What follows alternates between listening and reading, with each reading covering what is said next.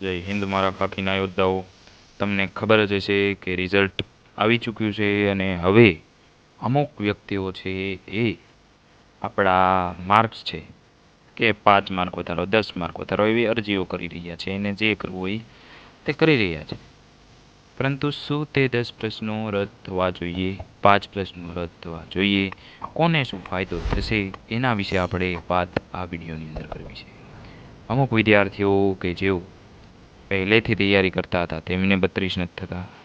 અમુક વિદ્યાર્થીઓ કે જેઓ 6 મહિના તૈયારી કરી તેઓ 120 માર્ક સુધી પહોંચી ગયા છે. તો આવા જ વિદ્યાર્થીઓના લીધે આજે ઘણા મેરિટની આશંકાઓ લગાવી રહી અને એ મેરિટ સાચું પણ હોઈ શકે, ખોટું પણ હોઈ શકે. હું એમ નથી કહેતો, હું વિરોધ પણ નથી કરતો, બરાબર. આપણે ગુજરાત પોલીસની અંદર જવું છે તો આપણે શું કરવું છે એ આપણને ખબર હોવી જોઈએ. અને 80 પ્રશ્નો હતા એમાંથી જો તમે 32 પ્રશ્નો સાચા ન પાડી શકો તો તમારે તૈયારી મારા મત મુજબ થોડીક કાચી રહી ગઈ હોય એવું લાગે છે.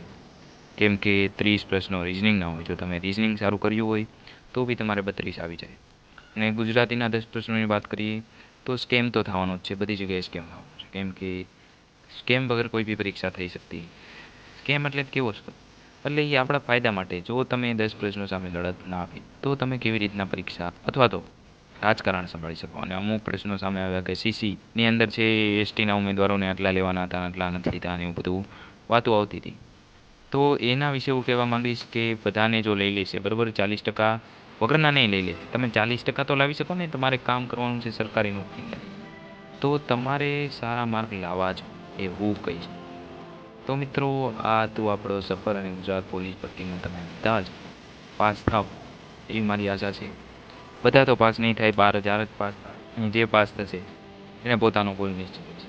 અમુક તો તૈયારી કરવા મળી જાય છે, તલાટી બનશે, રેવન્યુ બનશે, બરાબર છે, કોઈ જ વાંધો નથી. પણ તમે જો 10 પ્રશ્નો રદ કરો છો તો અમુક વિદ્યાર્થીઓ કે જેઓ 5-10 માર્ક, 5-7 માર્ક જેમને થાય છે તે વિદ્યાર્થીઓને ચોખ્ખો ના ફાયદો જ રહેવો આવે છે. તો એમના માટે થોડું વિચારજો, બરાબર છે. હાઈકોર્ટમાં પિટિશન દાખલ કરશો તો તમને જ ફાયદો થશે. કોને ફાયદો થશે? એકેડમીવાળા મિત્રો. આપણને કોઈ જ ફાયદો નહીં. આપણી ભરતી લેટ થાય, ભરતી લેટ થશે એના લીધે બીજી ભરતી પણ મોડી આવશે અને બીજી ભરતી મોડી આવશે તમને સમય ઓછો મળશે. તો આ વાત એક વિચારજો અને સપોર્ટ કરવાનું કહેતાનું.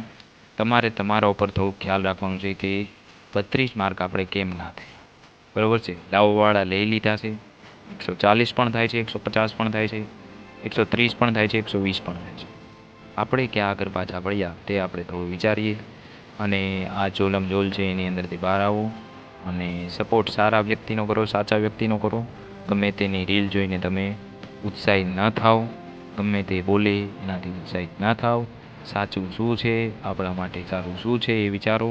દરેક લોકો પોતાનું સારું વિચારતા હોય છે, એટલા માટે જ આપણે પણ આપણું સારું વિચારવાનું છે. બીજા લોકો કહે છે આંદોલન કરીએ, ઓલું કરીએ, પિટિશન દાખલ કરીએ, એમાં તમારો કોઈનો ફાયદો નથી. તો આ એક વાત વિશે તમે થોડું વિચારજો. અને અન્ય જે ભાઈઓ છે એ આગળની તૈયારી કેમ કરવી તેના વિશે જો વિડીયો જોઈતો હોય તો એક કોમેન્ટ કરી દેજો. હું નથી કહેતો સબસ્ક્રાઈબ કરો. આપણે ખાલી ગુજરાતના વિદ્યાર્થીઓને જાગૃત કરવાનું કાર્ય કરવાનું છે અને જે આપણી ચેનલ ઉપરથી આજથી શરૂ થઈ છે.